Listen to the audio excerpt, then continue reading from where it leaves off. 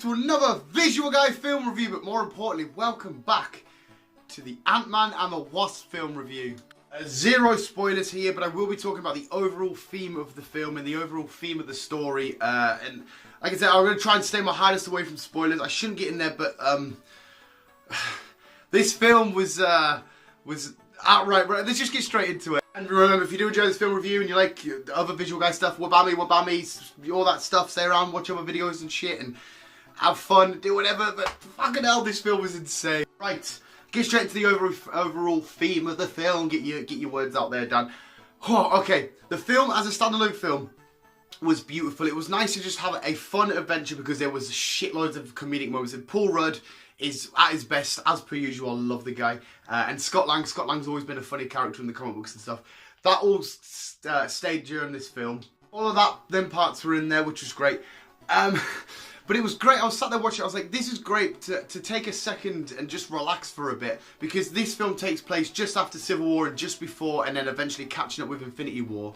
It was great to have a break from all the depression and all the, oh my god, everybody's faded away, people have died. It was nice to just take a breather, relax, have a good laugh, and then on to our next step, which would be Captain Marvel. And if Venom's in weave with the MCU somewhere, I don't actually know because it's Sony and stuff. But it was nice to take a break. It took you on a nice, simple journey. It wasn't just a journey of, oh, we need to save the world, we got another bad guy villain come here to destroy, blah, blah, blah. It was purely, Scott Lang wanted to be a great dad. He wanted to get off all the house arrest stuff because obviously at the end of Civil War he gets captured, he takes like a deal and stuff to get put on house arrest. So he's on house arrest because he was on Team Cap. If he serves his house arrest and get off. He wanted to be a great dad and keep a connection with his daughter. Hank wanted to go find his wife, and along with Hope, she wanted to find her mum. Because of course, as we already know, Janet is in the quantum realm. So it was just wanted to be a family reunion.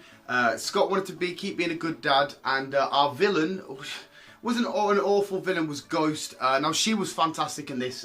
She basically just wants to stay alive. She wants to, because I won't go into too much details because there's the story when you watch it yourself. Go out, you know, you can figure it all out for yourself. She just wanted to stay alive. She had some interaction-y stuff with quantum realm shenanigans.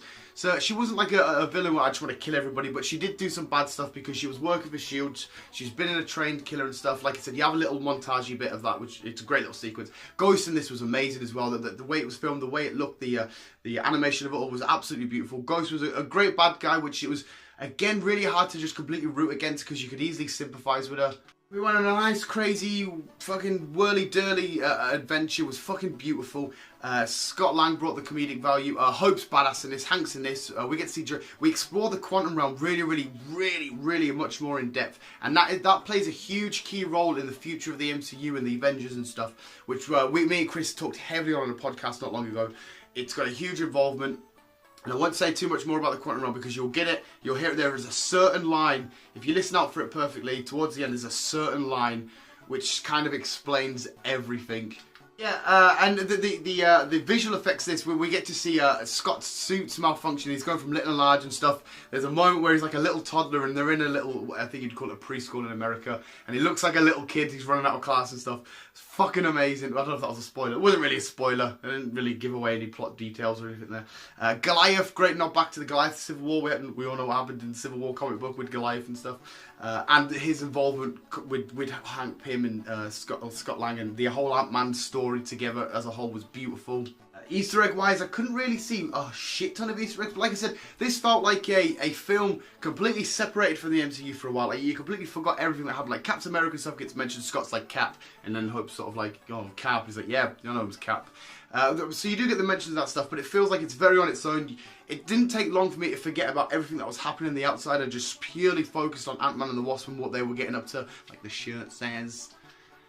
And I went into this film with a lot of questions because everyone was like, where was Ant-Man during this, during Infinity War? Where was Ant-Man?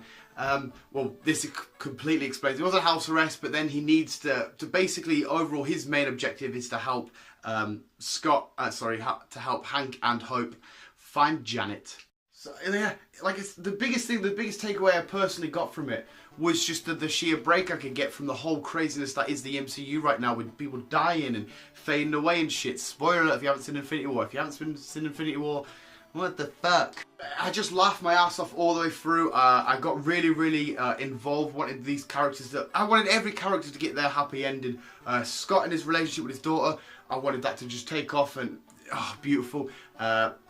Janet to be reunited, Ghost to get sorted. There's quite a bit of a again, I won't spoil it, but there is an open end. The ending of what happens with Ghost isn't clear cut and finished. And Goliath, I'll keep calling him Goliath. The review itself, this review itself, all I need to tell you is you're going to get amazing fucking laughs, great visuals, great sequences. The sequences of Wasp fighting, and there's like her fighting inside of cars and stuff, and then when she's shrinking down, going large, chucking kicks inside, and the fights with Ghost, because obviously she can phase, so they go through her, and the whole sequences, the way they went through this was fucking visually just appealing, man. It was visual, for the visual guys, it's fucking stunning. A lot of people I know, and a few people have said this, that didn't like Ant-Man #1. I think if you didn't like Ant-Man #1, there's a good chance you won't like #2, but a lot more people I know liked Ant-Man than didn't like, so this is just another tick in the box. I think this is definitely better than the first one, which doesn't always happen, but this was 100% hands down better than the first one. So my overall review, like I said, there's not that whole lot to say. It was a really simple, well-constructed, well-written story of families reuniting, families trying to stay together, and people at their wits' end, desperate to try and do what they can to stay alive. And that was it. And then obviously Scott had to play off the whole thing. He's on house arrest and stuff, which was great. Luis comes back. The whole gang, T.I. and that are there. They are absolutely hilarious. They are so fucking funny. Luis does another like montage of where he's describing his story and stuff, like he did #1, and he's talking about everybody and shit. That happens again. So the cast comes back. They fucking knock it out the ballpark. Beautiful. Everybody was amazing. Looked brilliant. It was a great story. Loved it. And thoroughly laughed my tits off. But there are, again, I won't spoil these, but there was a fucking huge key moment, a fucking massive line which you need to listen out for. The cutscene. Oh my god, you got a bit of credit and then you got a cutscene. That is setting us up, boy. That is setting us up for what's going on in the future. Oh, just watch that bit. At the very end, there is a fun cutscene. Just make sure you stay up for the very end. It's just a nice little short fun one. But there was one big, if you follow the visual guy on my Instagram or Facebook or anything, there was a question mark. Won't tell you where, won't tell you when, won't tell you why. There was a question mark. And the way that they brought it on screen, there was something iffy about that. The way they brought it on screen has stuck with me all night. It's been sang. I'm feeling it there, right there now. There was something up with the question mark they brought up. The timing of it, how they did it. Don't know if it's for lols, which isn't the Marvel would have put it there on purpose. Yes, definitely watch out for that. The key line, the question mark, the ending. So that's when you can start worrying about the rest of the MCU. But before all that happens, just have a fun time. It's a great fun film, well written, well directed. The cinematography is great. The visual effects, beautiful. Well, just cinematography anyway. The action sequence is amazing. The comedy amazing. The storytelling, truly amazing. My review visuals, like I said, it was short and sweet, but that's what it needed to be. I really feel like this film didn't need to be overly thinking and too much until we get to the point that we need to be overly thinking and stuff.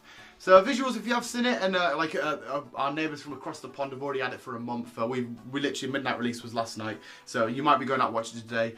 And then smash the like button, subscribe, blah, blah, blah, that kind of shenanigans. I don't think I've sworn in this video. Oh my god.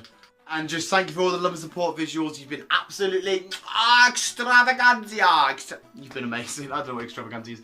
Visuals, thank you for all the love and support. Hopefully you enjoyed the review. Hopefully you go and watch this film. Hopefully you would smash watching this film and you enjoy the hell out of it. And visuals, that question mark. Keep being you, keep on! Ant-Man and the Wasp been on. That one actually stuck. I usually try and mess up the endings to like get like a little flow. That one worked. That one definitely worked. Keep on keeping on. If you've liked what you've seen, guys, if you enjoy watching me, enjoy watching Dan, or even a little glimpse of our little friend Bill that's sitting in the corner, doing whatever he's doing, you can now follow us on Instagram, Twitter and Facebook.